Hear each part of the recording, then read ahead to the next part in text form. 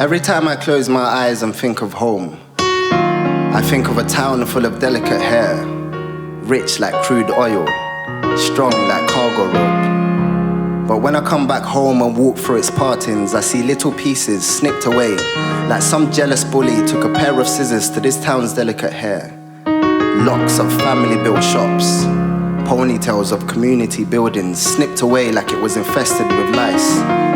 In all the years that I've lived here, I've never seen so much concrete scalp, so much shedding like alopecia was another thing to shrug off, another autumn of falling leaves. Over there, a decade ago, I held Dion's hand in public for the first time, drew her close and said, "Your hair smells like a Fela Kuti song."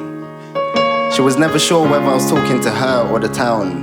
It was outside a neatly braided newsagent that sold the cheapest Freddo bars in the whole of the southeast. All that's left of that now is a sanded down bald patch stamped with a sign warning of a coming tornado.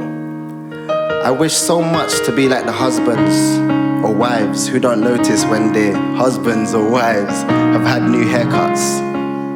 Maybe returning home won't feel like an anchor is being dragged across the white of my eyeballs. Instead, it will feel like the fresh cornroll bakeries where I would get a sausage roll in the mornings before school, taking the long route through the split ends of the town, just so I can chat up the pen girls from Waverley Girls' School, using silly lines like, "Your hair smells like that time you went out with all your mates and had the time of your life."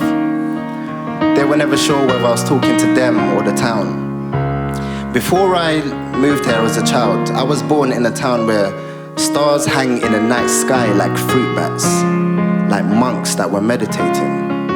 See, I didn't mind that this town had a night sky, very much like my grandmother's well-vacuumed carpet. When a town has hair like this, who cares about stars? When a town has curls of well-born hair and a fringe as wide as a blue whale's tail, who cares about stars? I used to love how tall this town was. Ironic because nobody knows that a tall man is going bald until it's too late. Until there's so much shedding, exhausting to even look at, where it smells like that time you went out with all your mates, instead of going to see your grandmother like you promised her you would. Your grandmother who would die the morning after, who taught you that although there are many, one of the glories of a woman is her hair, one of the glories of a town is its air. So between me and you, let's call this poem Adele. Let it be the glory of my hometown.